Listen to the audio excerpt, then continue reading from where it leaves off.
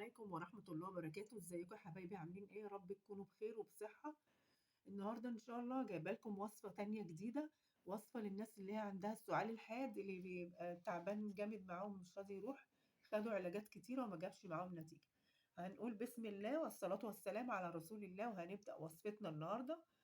اول حاجة بس قبل ما نبدأ الوصفة، احنا لازم نبعد عن الروايح، يعني ما نرشش برفانات او نشم ريحة يعني صعبة شوية، عشان دي برضو بتتعب الكحة جامد. قبل ما نيجي ننام ناخد دش دافي، برضو ده حلو بيساعد على الهدوء والراحة. نشرب كوباية شاي اخضر من غير سكر كل يوم، عشان دي حلوة قوي برضو للكحة. ونبعد الحيوانات الأليفة زي الكلب والقطة، لأن بيطلع منهم وبرة كده، غلط غلط برضو على الصدر. دي حاجات مهمة لازم تعرفوها، علشان ايه؟ يجيب معاكم نتيجة الوصفة اللي احنا هنعملها النهاردة بمكونات طبيعية موجودة في كل بيت.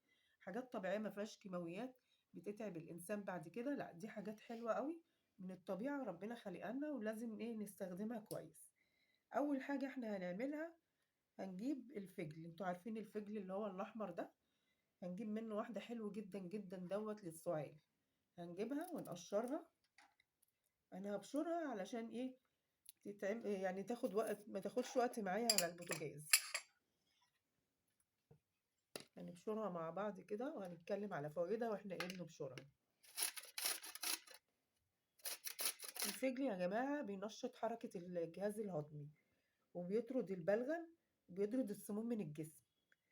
جميل جدا، وبيحارب مرض السرطان، عافانا الله وعافاكم. فعال جدا للفطريات والميكروبات اللي في الجسم. قاتل للجراثيم، وبيعالج الالتهابات برضو، وبيخفف الاحتقان والنزلات البرد والانفلونزا.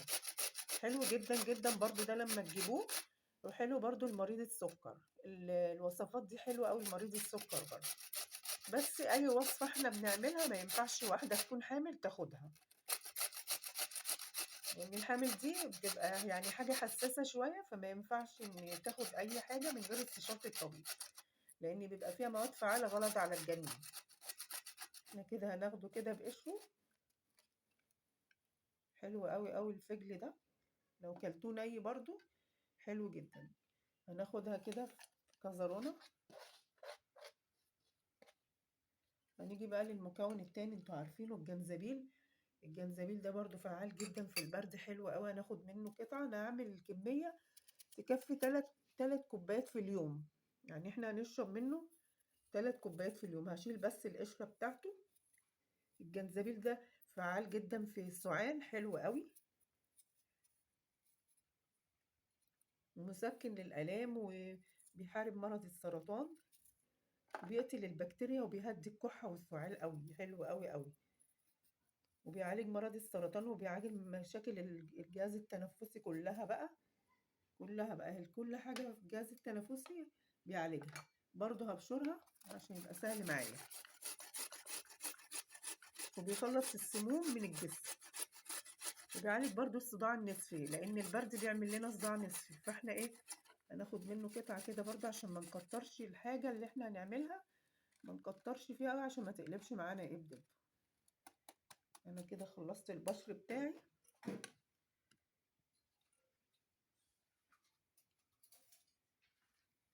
نحطها برضو على الفجل.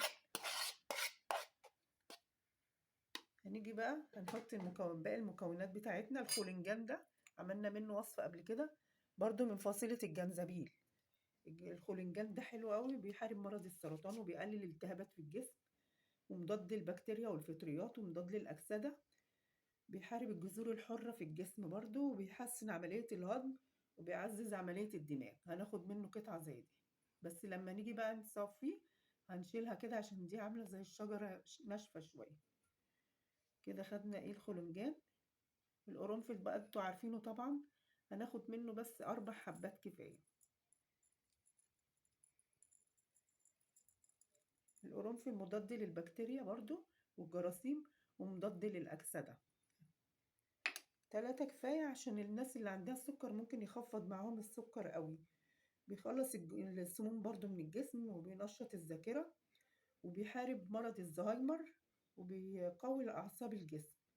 وبيخفف برضو من نزلات البرد ويهدي الأعصاب ويعالج السعال الحاد، ومصدر مهم جدا للحديد. هاجي بقى أنا هنا عندي اليانسون النجمي، برضو عملنا منه قبل كده الوصفة، شكله بيبقى زي النجمة كده.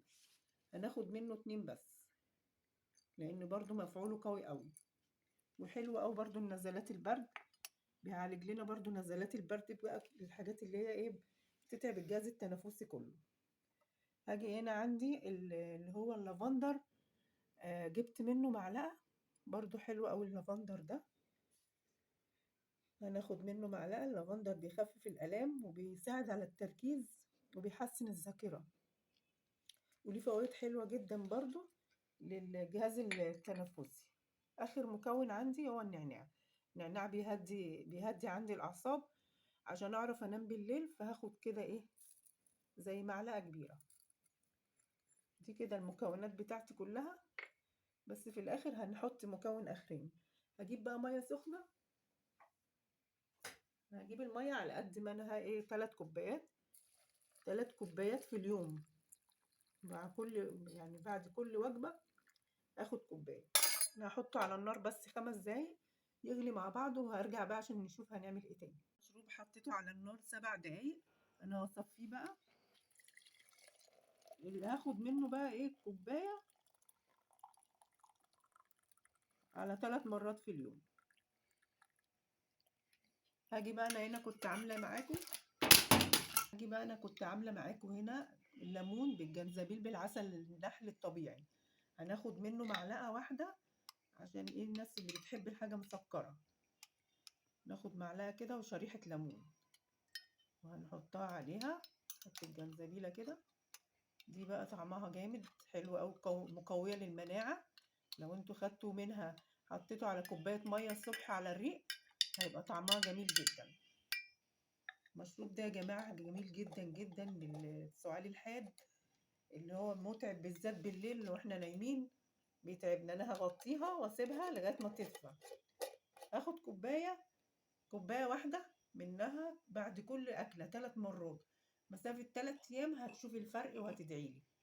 كده خلصت الفيديو بتاعي النهارده، واستنوني في فيديوهات جديده. لو عجبك بقى الفيديو ما تنسيناش باللايك الاشتراك، والسلام عليكم ورحمه الله وبركاته.